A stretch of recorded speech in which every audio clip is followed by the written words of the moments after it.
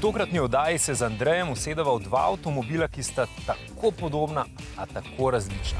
Potem prisedemo k voznikom, v zrelih letih se zapeljemo s Cupro Terramar in vam postavimo novo vprašanje avtomobilskega kviza.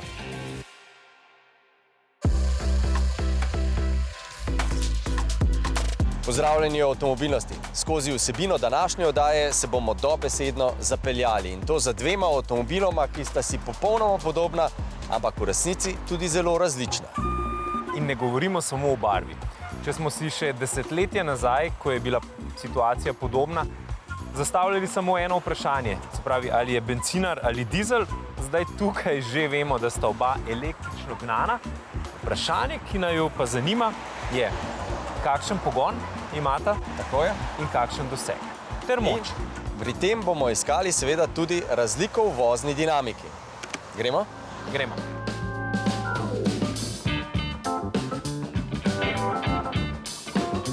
Kar se pogona tiče, si vozili ne bi mogli biti bolj različni.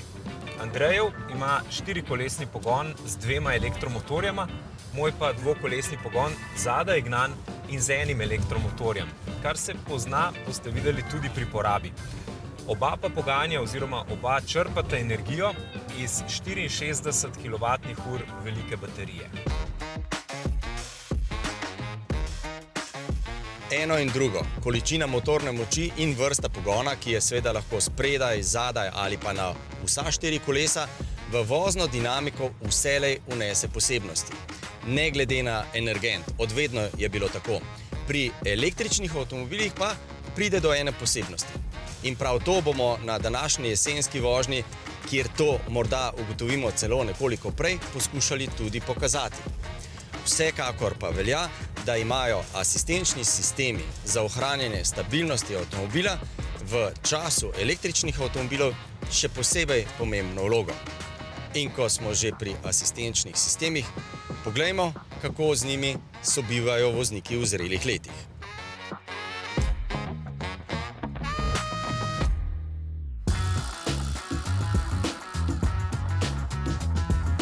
Zdaj že imam malo bolj takle strah, že sem bolj počasna, že tak, ni več to, ne? Včasih si zapeljal, pa si ga že imel postavljenega, zdaj moraš pa le majčken bolj poravnati, da prideš čisto na tisto pravo mesto, a ne? K sreči nam lahko vplive teh omejitev pomagajo omiliti elektronske asistence. Pa seveda ne samo pri parkiranju s tistimi kamerami, še bolj nam pridejo prav med vožnjo, kjer nam lahko služijo kot dodaten par oči ali pa kot bolj natančne noge in roke. Asistence pridejo prav voznicam in voznikom vseh starosti, starejšim pa še toliko bolj. In prav slednjim je asistence približala zavarovalnica Triglav. Letošnjo serijo osvežitvenih voženj z AMZS-jevimi inštruktorji so namreč dopolnili prav z delavnico asistenčnih sistemov. Projekt spremljamo že praktično vsa leta in seveda smo šli klepetati tudi na Vransko. Najprej se pogovorimo o nadzoru hitrosti, ročnemu oziroma nožno-manualnemu nadzoru hitrosti. V avtu imam en tak mali znakec, ki ga videvam, koliko vozim na uro, ne?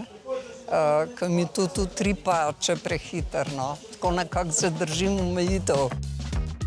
Na osvežitvenih vožnjah je bilo pogosto zelo očitno, da starejšim, tudi mlajšim, hitrost prevečkrat niha. Recimo tam nekje od 45 pa do recimo 55 km/h. Ampak za ta sindrom obstaja enostavna rešitev. Včasih reče, pazi, tle pa 30. Se veste, ker mu 30 do 40 je hiter, ne? Pa sej imate tempomat, ne? Ja, res je. Pa ga ne uporabljate.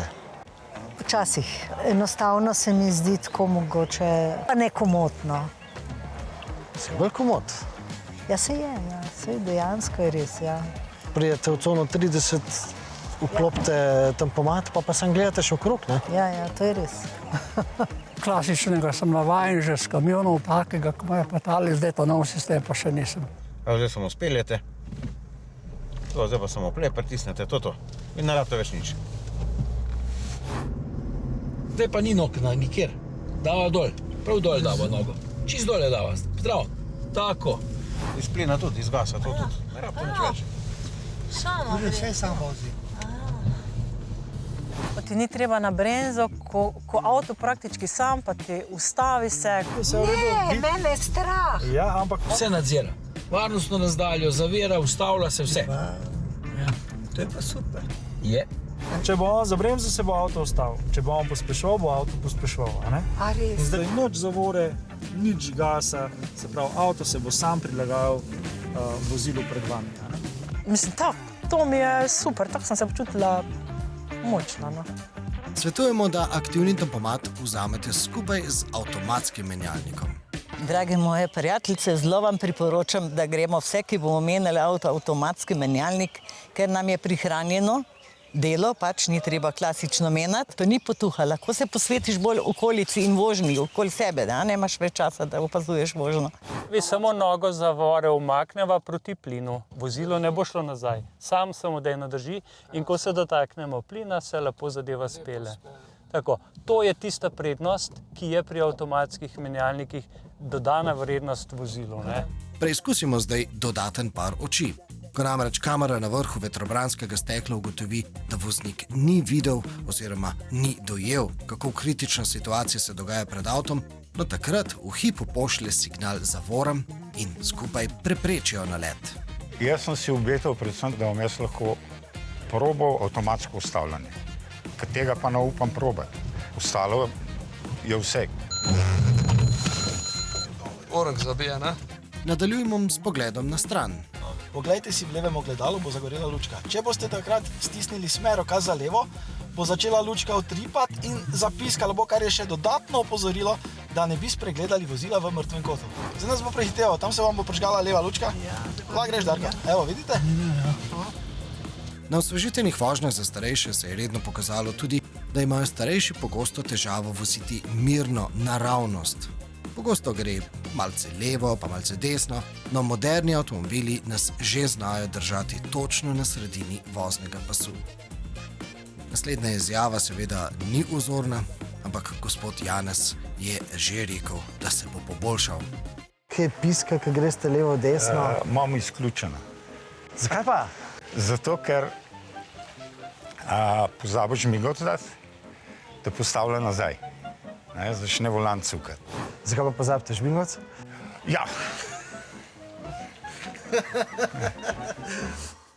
A bi lahko električnega? Evo, potem boste pa z mano šli, kar električnega, kar izvolite. Bom rekel, da mi je zelo težko izbrati avto, bi pa imel sodoben avto, ne pa avion. Določeni avtomobili imajo prevelike zaslone, ne? Tudi to je moteče. Zaradi astigmatizma nisi vsak trenutek pripravljen, zdaj gledaš naravnost, na cesto, gledaš vdaleč, pa potem na pol metra takoj nekaj vidiš. Te zaslepi, je nekaj, kaj vem, nerazumljivega in brez veze ukrepaš, ne? In delaš težavo sebi in okolici. Strinjamo se, marsikateri moderen avtomobil je preveč avionski, preveč zakompliciran za rabo. Vsi ti asistenčni sistemi so v pomoč, naj ne bi bili breme vozniku. Žal, to ni možno vedno zagotoviti, dogajajo se napake in včasih so lahko elektronske asistence celo kontraproduktivne. Sej, zato pa so zgolj asistence in ne pa avtonomna vožnja. Moramo jih uporabljati zbrani, osredotočeni na vožnjo.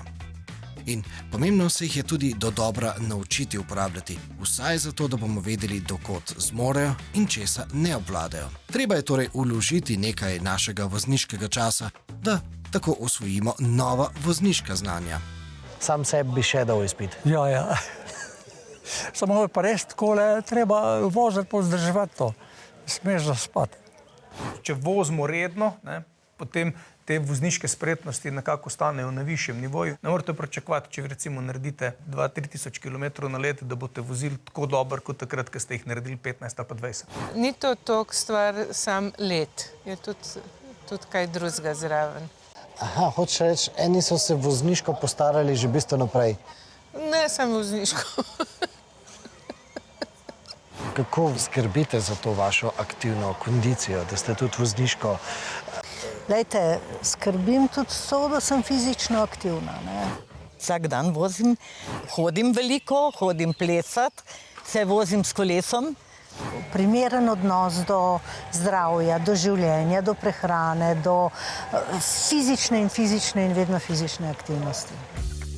Težko je seveda ostati mlad, ampak lahko pa ostanemo mladostni. In pika na i današnje zgodbe je torej, da je preprosto treba vložiti nekaj volje, treba je vlagati v ohranjene kondicije, vozniške in nevozniške.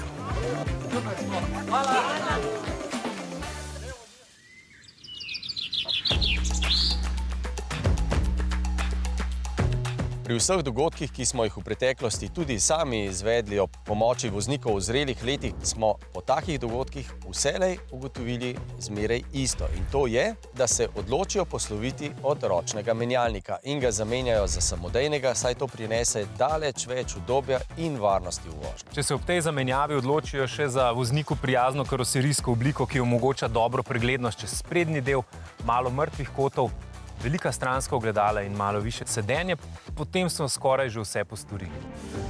Tudi pri Volvu, ki je sinonim za varnost, so podlegli temu trendu in velik centralni zaston postavili na sredino armature. Klasičnih gumbkov tako rekoč praktično ni, so pa vse nastavitve na voljo na zaslonu. Tam urejate, kaj boste poslušali, kako glasno, kakšna bo temperatura v vozilu, prižgete, odklopite gretje sedežev in odprete predal, vse mogoče delate. Odprete predal pri sovozniku.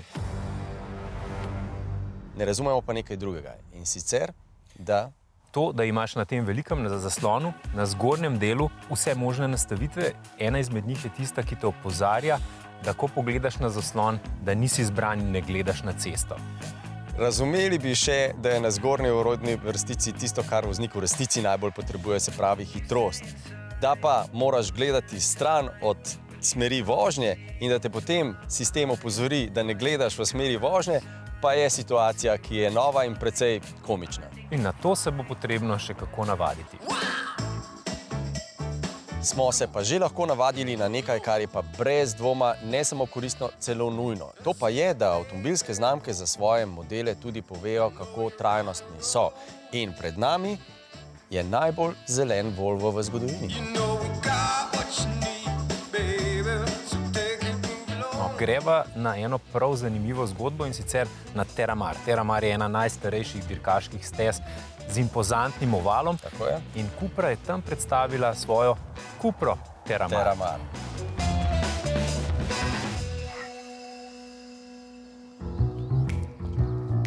Novi Terramar za znamko Cupra prinaša številne zelo zanimive in v nekaterih primerih celo prelomne zgodbe.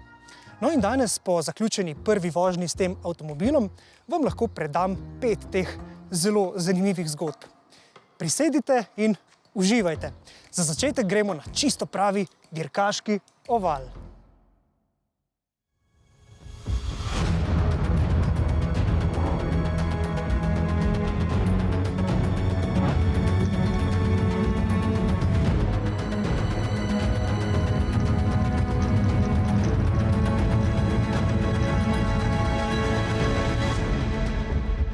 Tudi sam sem na ovalu uspel odpeljati nekaj krogov.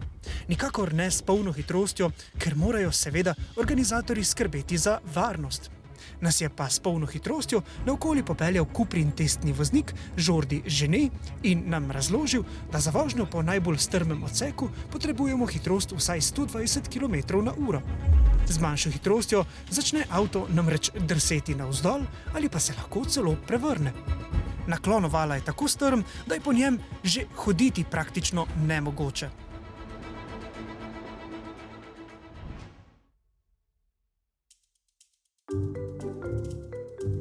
Takole. Prva zgodba govori o vračanju Cupre k svojim koreninam. Nahajam se namreč na legendarnem dirkališču Terramar in ja, ne delam si utvar, da bi lahko nekako priplezal do vrha tega ovala. Je le veliko preveč strmo. To je tretje najstarejše namensko dirkališče v Evropi, takoj za dirkališčema Brooklands in Monza. Danes seveda tukaj avtomobilskih dirk ni več, je pa to eden izmed rojstnih krajev Cupre, ki je bila pred 6 leti ravno tukaj uradno predstavljena kot samostojna znamka. Cupra se je torej vrnila domov, ampak v resnici še več kot teh 6 let nazaj.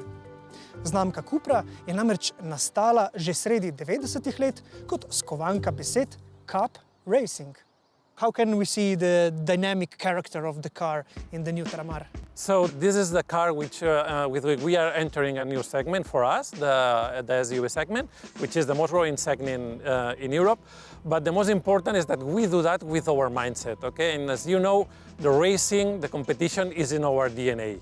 So in this car, for example, the brand has worked really intensive in the setup of the car. We have worked really hard in the chassis, and we have made our specific setup in terms of the axle, in terms of the brakes. You can see in this car we have the performance brakes. We have also developed the performance tires that also are included in this car. And with all this combination, also with the setup of the steering, and with all these things, with all these elements, we are creating the best driving dynamics in the segment. This is our opinion, and I assume that you will agree with us. Torej, Cupra tudi v svoji novi preobleki in pri svojih novih modelih ni zanemarila svojih dirkaških genov. In to nas pripelje do druge zgodbe, ki jo govori novi Terramar. Na prvo vožnjo novega Terramarja sem prišel s povsem svežimi občutki z testa novega Volkswagena Tiguana, ki mu je pravzaprav zelo tesen tehnični sorodnik. No in že po prvih zavojih, po prvih kilometrih sem opazil, kako zelo bolj dinamična oziroma športna želi biti Cupra s tem avtomobilom. No in menim, da bi prav to očitno morala biti tista glavna razlika, ki bo odločala pri izbiri med dvema pomembnima adutoma iz istega koncerna. Terramar je že standardno opremljen s športnim vzmetenjem, njegovo krmiljenje je progresivno, opcijsko pa so na voljo celo športne zavore Akebono. Ponavadi dajemo pri vozniških užitkih prednost nižjim avtomobilom, recimo Cupri Leonu. Ampak prav Terramar je po mojem mnenju dokaz, da lahko inženirji in testni vozniki s pametnimi nastavitvami podvozja tudi pri SUV-ju zagotovijo zelo dobro lego v zavojih in predvidljivo oziroma celo igrivo obnašanje vozila. What does it mean, progressive steering? So this progressive steering is the one who's improving its sportiness because you don't have a linear ratio on the steering. Why is it important? How would you feel it when you're driving in the fast corners, on slow corners? Yeah, for sure. When you are driving each kind of corners, but especially slow corners, is when you feel that this progressive steering is giving its best to make the car feel more sporty. Yeah.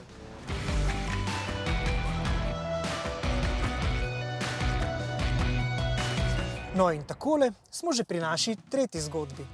Poleg zelo agresivne zunanjosti je tudi notranjost tega avtomobila precej športno zasnovana.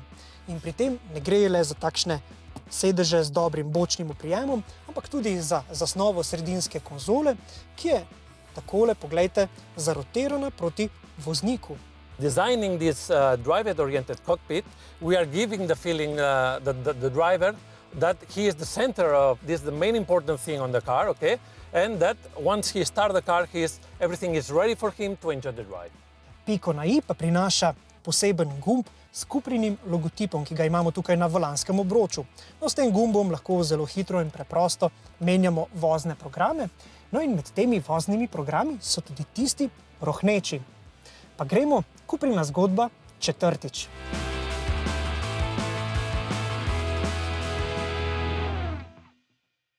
Terramar je po napovedih zadnji model Cupre, ki še ni popolnoma električen. No, pravzaprav so mi odgovorni ob uradni svetovni premieri tega avtomobila povedali, da jim bo prav Terramar poskusil zagotoviti to električno prihodnost, ki naj bi se zgodila že do konca tega desetletja.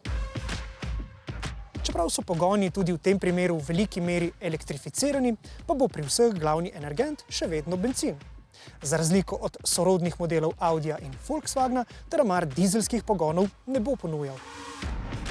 In tako nam je ostala le še peta zgodba, ki pa bi lahko bila za znamko Cupra celo prelomna.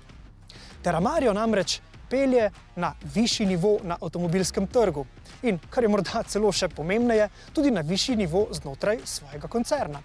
Po njegovi zaslugi se odslej Cupra morda vsaj potiho spogleduje celo z Audijem. Ne nazadnje, Teramar se izdeluje v Audijevi tovarni. In tako smo se pred prvo vožnjo spraševali, kje bo torej odslej mesto Cupre. Kot vse kaže, se bo ta znamka zasidrala nekje na sredini, med masovnim trgom generalistov ter premijskimi znamkami.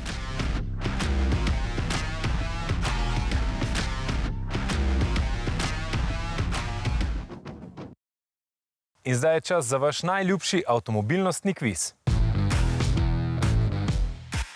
Preden gremo na novo vprašanje, pa ponovimo tistega od preteklega tedna. Vprašali smo vas, zakaj smo v enem izmed testov omenili, da se Audi e-tron GT Performance pelje kot motor. In odgovor je, zaradi novega aktivnega vzmetenja. No, pravzaprav bi lahko tudi druge dva odgovora bila pravilna, še posebej tisti o izjemnem pospešku, ki je od 0 do 100 km/h dobri 2,3 toni težak avto izstrelil v neverjetnih 2,5 sekundah, kar za sabo pusti marsikateri motor, pa tudi motorist, ki zmore izpeljati tak pospešek, mora biti v kar dobri kondiciji. Prav tako pa je pravilen tudi tretji odgovor, saj je sodelovanje med Audijem in Ducatijem veliko več kot le poslovno, ampak o tem tudi kdaj drugič. In še vprašanje tega tedna. Vezano je na samodejno vožnjo, avtonomno vožnjo. V preteklih oddajah smo že pokazali, kako smo preizkusili Mercedesov sistem za samodejno menjavanje voznega pasu na nemških avtocestah. Zdaj pa je šel Mercedes še korak dlje in na nemški avtocesti ponuja avtonomno vožnjo 3. stopnje, v kateri lahko vozilo samodejno upravlja in nadzira določene naloge vožnje v določenih primerih, vendar voznik še vedno ostaja v pripravljenosti, da prevzame nadzor, če sistem to zahteva.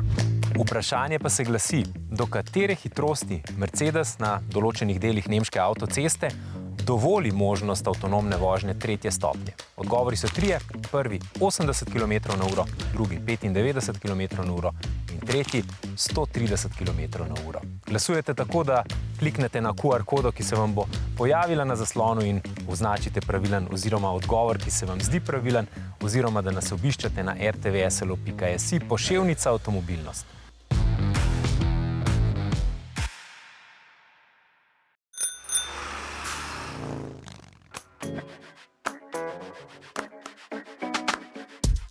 Večina avtomobilov ima motor, težišče spredaj in tudi pogon spredaj. Eden od razlogov za to je tudi na strani voznika. In sicer, ko se pojavi podkrmiljenje, ko nam odvzame sprednji del vozila, potem avtomatično spustimo gas, po domače rečeno, stopalko za plin, težišče prenesemo naprej in tako rešujemo situacijo. Večina voznikov po naravni poti refleksno v takem primeru tudi zavija v pravo smer. Pri pogonu na zadnji kolesni par, ko odvzame zadnji del avtomobila, je treba reagirati drugače. Ampak pri baterijskih avtomobilih pa nastopi ena posebnost. Tukaj težišče avtomobila ni spredaj, niti zadaj, ampak na sredini.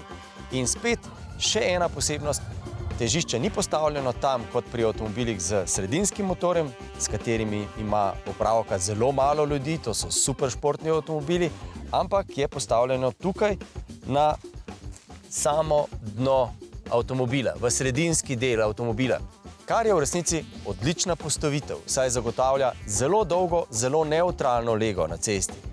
Ko pa avto zgubi stik z podlago, ko pod gumami zmanjka oprijema, pa postane vse skupaj bistveno bolj zapleteno. Zdaj recimo. Tudi zato, ker je masa baterije zelo velika, pa čeprav je dobro postavljena. In zato voznik, ko pride do težav, če pride do težav, to relativno pozno izve. Kar je v resnici super informacija. To pomeni, da avto zelo dolgo časa drži nevtralno lego. Ampak, kot smo prej povedali, informacija pride pozno in na njo je treba reagirati drugače kot recimo pri avtu s prednjim pogonom in maso spredaj. Pa še ena posebnost je, električni avtomobili vso svojo moč, v tem primeru celo zelo veliko, zelo hitro prodajo, kar nas vabi v to, da znamo pretiravati. No, ampak imamo pa tu asistenčne sisteme, ki nam pri tem pomagajo. Ampak najpomembnejši asistenčni sistem pa je, da vse to, kar smo danes povedali, vemo in ga vklopimo, še preden pridemo prehitro v ovire.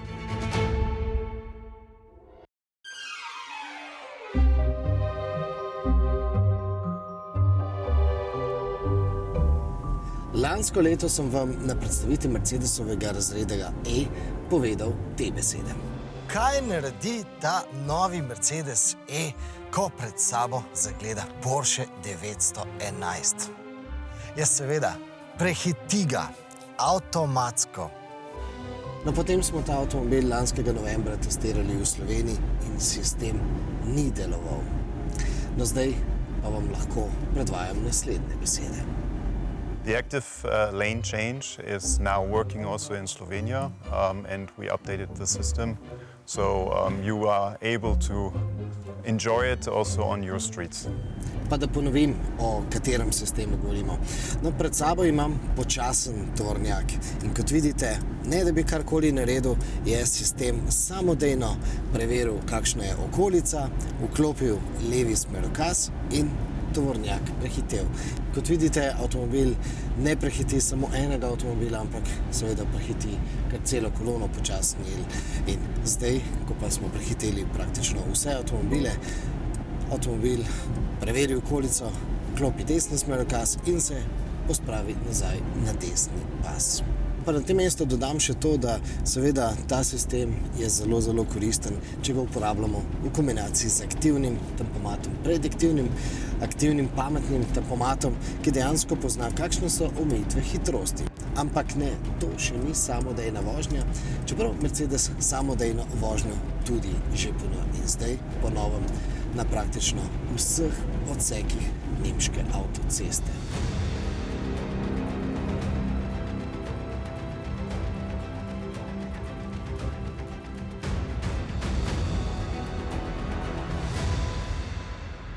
Po dobrih 100 kilometrih super ovinkastih vipavskih cest sva prišla na Sinji vrh na razgledno točko, da primerjava rezultate.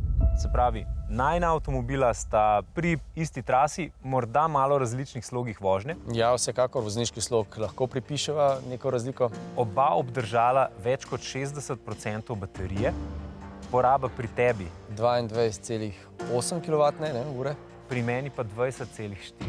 Se pravi 10% razlika v porabi. Kar je, glede na to, da je tvoj štirikolesni gnan bistveno močnejši, se torej ponavlja nekaj, kar v avtomobilnosti že ugotavljamo, da bi bila razlika v takem primerjavi, ker ves čas govorimo o primerjavi z bencinskimi in dizelskimi avtomobili, z zadnjim pogonom in z pogonom na vsa štiri kolesa, bi bila bistveno večja, če bi tukaj zdaj primerjala zadnji pogon in bencinski avto z recimo podobno močjo in štirikolesni pogon z bistveno večjo močno, bi bila poraba zagotovo višja kot 10%.